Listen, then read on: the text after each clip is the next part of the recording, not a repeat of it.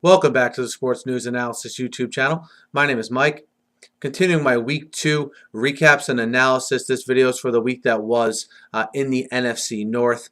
These teams in this division, two teams playing each other in the division, that being the Chicago Bears versus the Minnesota Vikings in what was a crazy game at Soldier Field. Obviously, the play everyone's talking about, the Jay Cutler game-winning touchdown pass to Martellus Bennett. Certainly a lot of things happened in the meantime to get us to that point. First, from the Minnesota Vikings standpoint, they get a game where they get a kick return for a touchdown from Cordero Patterson. They also get a Jay Cutler fumble recovery for a touchdown. They score 30 points overall, and they still can't win the game. And there's a lot of reasons for that. I thought the drives that Christian Ponder led in the second half that resulted in 3 field goals, while productive drives, if they could have got 1 or 2 of those in the end zone, obviously this is a completely different game. Ponder was okay, but I think you're seeing, again, his ability to really win a game in a second half when it matters. I know he was close yesterday, but again, you had those two, a defense and a special teams touchdown. You had Adrian Peterson not go crazy, right? Exactly 100 yards, which is not an overly good game for him. And I think you see that in order for the Vikings to really have a presence of it as an offense and score touchdowns, it's got to be Peterson leading the way always. And, I'm not putting this game on Christian Ponder by any means. He put them in position to win the game. I think the defense is a little bit more to blame here.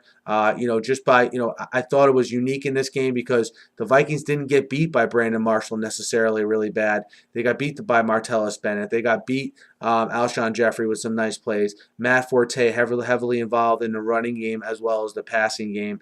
And, that Vikings defense is a little bit suspect. They go home next week in a must-win now, 0-2 at home against the Browns. We'll see what they can get done in that one.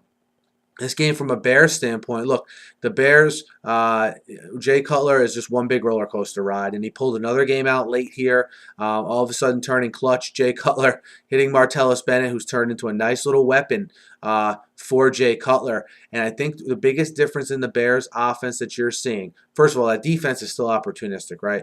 They return a Christian Ponder interception for a touchdown. Overall, in the first game, they were opportunistic. You're still getting that same opportunistic Lovie Smith style defense, which Bears fans have to love to see. You got a couple big kick returns from Devin Hester, which I thought were very instrumental. And, Jay Cutler, you're seeing now him develop more weapons. And I think that's going to help Cutler. He obviously trusts Martellus Bennett enough to throw the ball to him in that spot for the game-winning touchdown. Last year, I can't help but think he would try to jam that ball to Brandon Marshall. Brandon Marshall with another solid game.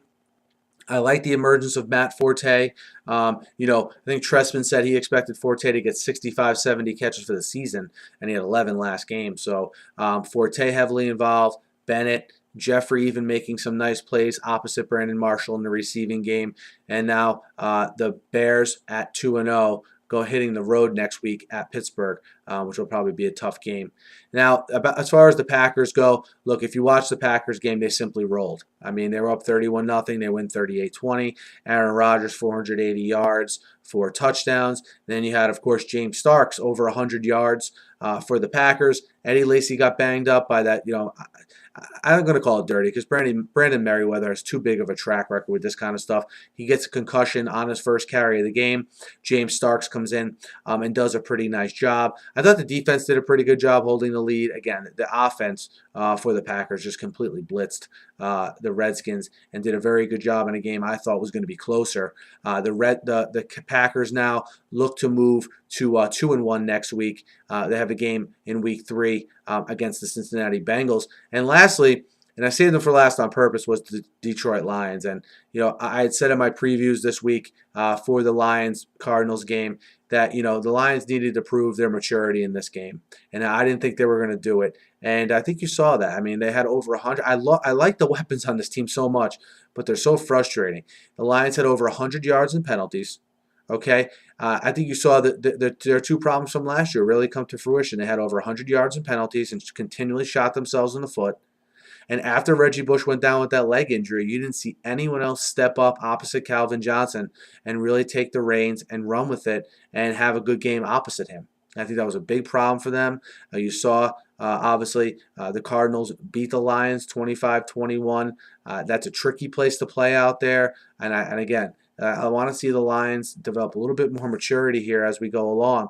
I think they have the sky's the limit potential-wise for them, and we'll see how it unfolds with their discipline on both sides of the ball. But that's my recap here for week 2 in the NFC North. Let me know what you guys thought of the week that was here. Hit me up in the YouTube comments. Guys, I'll be previewing every game of week 3 like I preview every game every week. So be sure to subscribe to my channel. You get all my videos uploaded to your feed. Thanks as always for listening, and have a great night.